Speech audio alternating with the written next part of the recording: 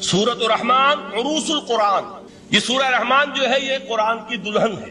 جیسے دلہن کو آپ خوشنما لباس پہناتے ہیں، آراستہ پیراستہ اس کو گہنے اور اس کو زیور پہناتے ہیں، تو جس طریقے سے سجاتے ہیں آپ دلہن کو، اللہ تعالیٰ نے ایک سورت قرآن مجید میں یہ ایسی رکھی ہے سورہ رحمان کی، اسے خوب سجایا ہے۔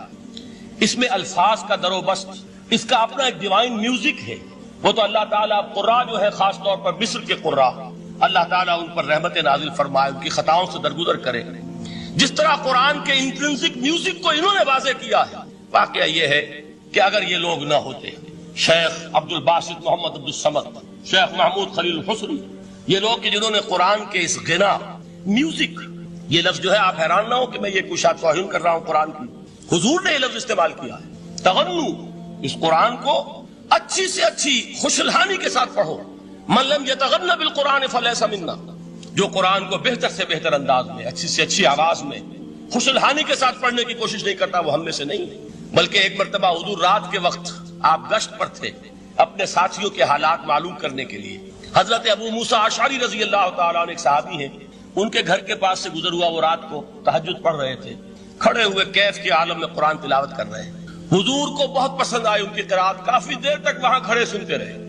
اب انہیں کیا پتا کون سن رہا ہے، بالکل اسی طرح سمجھ لیجئے ایک بات یاد آئی ہے، حضور فرماتے ہیں کہ جس طرح کان لگا کر اللہ قرآن کو سنتا ہے، کسی چیز کو نہیں سنتا۔ ہمیں نظر نہیں آتا نا، ہمیں معلوم نہیں ہے، ہم قرآن پڑھ رہے ہیں تو سننے والا کون ہے؟ سب سے زیادہ کان لگا کر خود اللہ۔ یہاں اس لیے مجھے یاد آیا کہ ابو موسیٰ اشعری کو کیا پتا تھا کہ کون سن رہا ہے، وہ اپنی کیفیت میں نماز میں تہجد میں قرآن کی تلاوت کر رہے تھے، اور ظاہر بات ہے ان کے گھر ایکڑوں میں بنے ہوئے نہیں تھے، ایک ایک کمرہ، ایک ایک کوئی حجرہ، ایسے تو گھر تھے نا صحابہ کے، لہذا حضور پاس سے گزرے، آواز آئی، کافی دیر سنتے رہے۔ اس کے بعد آپ تشریف لے گئے، صبح فجر میں ملاقات ہوئی تو حضور نے تحسین کے انداز میں فرمایا، یا ابا موسیٰ انک قد اوتیت مزمارا من مزامیر آل داؤد، اے ابو موسیٰ تمہیں تو آل داؤد کے سازوں میں سے ایک ساز اللہ نے عطا فرما دیا۔ جس طرح حضرت داؤد، لہن داؤدی مشہور ہے کہ جب وہ پچھلے پہر رات کو حمد کے ترانے الاپتے تھے، قرآن میں ہے کہ پرندے شامل ہو جاتے تھے ساتھ، اور پہاڑ وجد میں آتے تھے، پہاڑ بھی ان کے ساتھ شریک ہوتے تھے۔ تو جس طرح کا اللہ نے ان کو لہن عطا فرمایا تھا، حضور نے تحسین کے انداز میں فرمایا، ہے ابو موسیٰ اشعری اللہ نے تمہیں بھی آل داؤد کے سازوں میں سے ایک ساز عطا فرمایا ہے۔ بہرحال قرآن مجید کا جو یہ میوزک ہے، قرآن کے الفاظ کا جو حسن ہے، جہاں تک حسن معنوی ہے وہ تو ہر لفظ میں ہے، لیکن یہ حسن ظاہری، حسن صوتی، حسن لفظی، یہ اپنے کلائمیکس پر آپ کو نظر آئے گا سورہ رحمان۔ لیکن قرآن میں یہ سورت اس اعتبار سے بھی ممتاز ہے، اس کی 4 آیات پر ذرا توجہ کریں گے، عجیب حقائق سامنے آئیں گے۔ جہاں یہ قرآن مجید کے حسن صوت اور حسن لفظی کی معراج ہے، وہیں اس کی پہلی 4 آیات میں 4 چوٹی کی چیزوں کا ذکر ہے، سب سے اونچی چیز ہے۔ پہلی آیت کیا ہے؟ الرحمن، ایک آیت ہو گئی۔ رحمان کیا ہے؟ اللہ کا نام ہے۔ کبھی آپ نے غور کیا اللہ کے ناموں میں سب سے پیارا نام کون سا ہوگا؟ رحمان۔ کیوں؟ اس کا مادہ کیا ہے؟ رحمت۔ ہمیں سب سے بڑھ کر جس چیز کی ضرورت ہے وہ کیا ہے؟ رحمت خداوندی۔ نام اچھی طرح سن لیجئے اس حضور کے قول کو۔ حضور فرماتے کوئی شخص جنت میں مجرد اپنے عمل کی بنیاد پر داخل نہیں ہو سکے گا جب تک کہ رحمت خداوندی دستگیری نہ کرے۔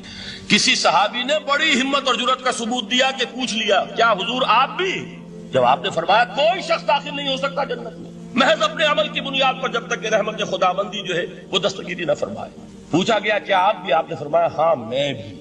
آپ انداز کیجئے کہ اگر محمد الرسول اللہ بھی رحمت خداوندی کے ضرورت مند ہوں تو تاب دیگراں چے رسد، ہماری تو سب سے بڑی ضرورت رحمت خداوندی۔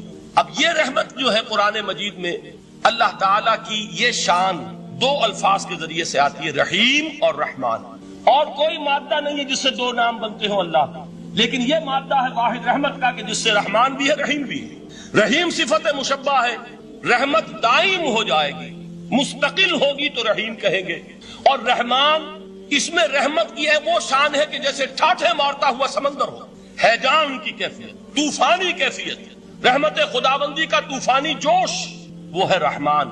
آپ تو رہتے اس علاقے میں ہیں، آپ کو معلوم ہے عرب اگر بھوکا مرا جا رہا ہو تو کیا کہے گا؟ انا جوعان، پیاسا مرا جا رہا ہو انا عطشان۔